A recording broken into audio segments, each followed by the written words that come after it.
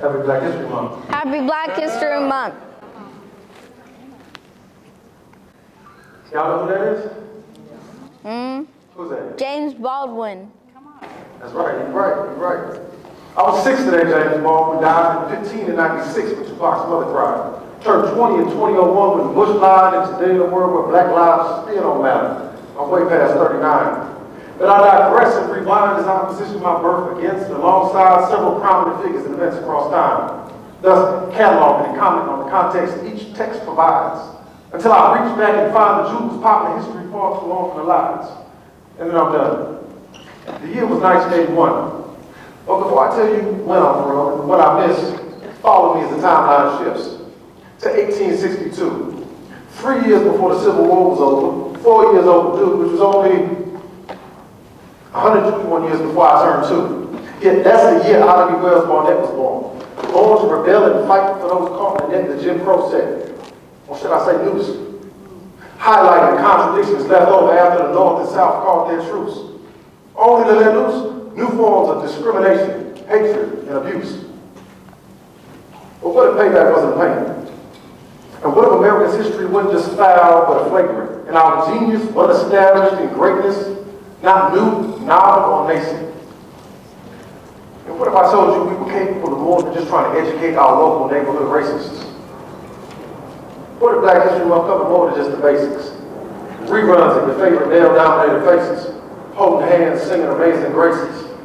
Nah, there are far too many hidden figures in our basements, like them sisters at Nazareth. Face it, black girl magic has always been an understatement. But my black resilience is more blatant. Centuries of cultural assimilation leave folk determined to overstate myths. But we weren't all kings and queens. Though it's fun to reminisce and push back, there's no need. We have a rich history and heritage without leaning on problematic hierarchies like these. Likewise, I understand how useful it is to be preoccupied with the exceptionals on anybody's list, be it tragic sorrows or accomplished intellectuals. What we miss is the everyday or quotidian in which we live. Let's look to the masters for the classics and avoid being classist or simply limiting the avenues for our advancements. Instead of a month, we need a parade, cultural centers, and to stop getting played. They invaded more than just our privacy, frightfully. As John Henry Clark, even blind he could see. With all intended irony, back to the days of African primacy, like the Aksum, Mali, and Songhai dynasties. Before the diasporic fracture and intra-racial divisions that were manufactured between those enslaved Africans dropped off in the Americas and those dropped off in the Caribbean. Our perspective, pride, and serenity is informed on how far back we go. So, I suggest we let go of our fixation with plantation slavery, the Harlem Renaissance in the 60s.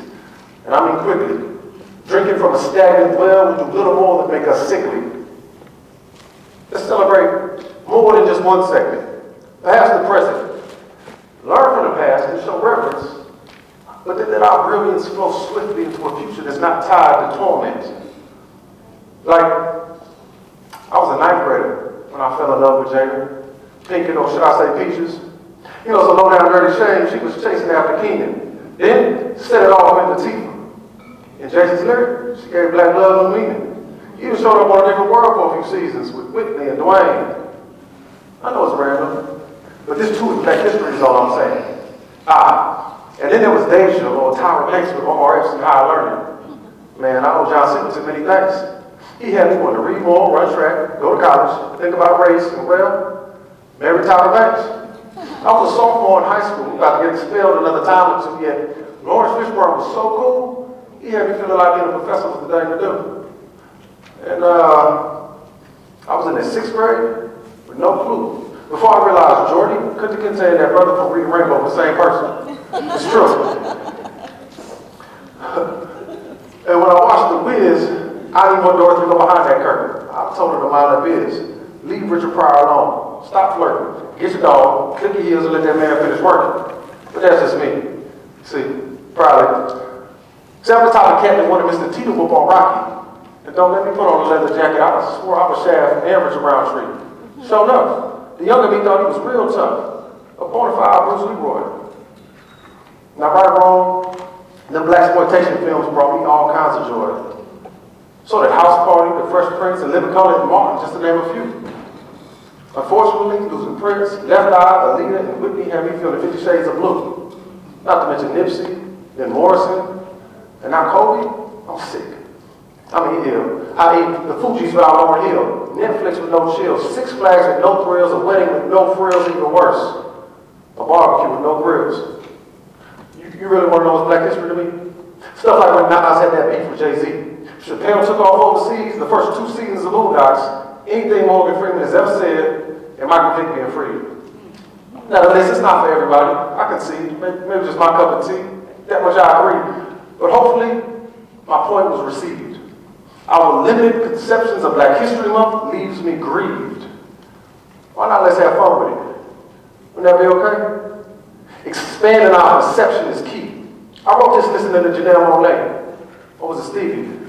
I wonder. No, I think it was Tony, followed by Marvin Gaye, Curtis Mayfield, and Donny Hathaway. Oh, and the OJs, in that order. Now I'm dropping these last few names and go, because they're important to the Black radical tradition, because most Februaries they come up missing. But I promise I'll go slow. So, you've heard of Marcus Garvey getting out of prison, Franz Fanon, Sidney Poitier, and Miles Davis, I'm guessing. Jimi Hendrix, Bobby Seale, Cornel West, and Sean King. But what about Octavia Butler, Cydia Hartman, Erica Edwards, and Hazel Carvey? Alice Walker, Audre Lorde, No Bessie Phillip, and Carrie Keelan. Oh, being Black is a wonderful feeling. We stay swinging for the fences like Denzel and Viola, so each year I get older, I'll be on my St. Comfort, looking back and then forward. Meanwhile, Venus and Serena keep getting colder. The blueprint for Naomi and Coco and just might make you a believer in Black excellence like Usain Bolt, Steph Curry, and Derek Jeter. Now the list could go on and on and on and on, like Miss Erykah Badu rolling around in the mud singing her favorite song. But maybe none of these Black folk mean anything to you or give you a sense that you belong. But someone does, and you do. Was it your mother, brother, cousin, friend, uncle, auntie, father, teacher, co-worker, or mentor probably? And what about you? Whose life did you impact while being Black and refusing to crack? In fact, I got a better question. Who helped bring you to wholeness and let go of lack? Reject shame and embrace Blackness with both your individual and collective identities intact? I can think of a few. But I'll stop here and humbly submit this poem for your review. Put simply, we all Black history. So let's not just be mindful of what we've done, but what we do.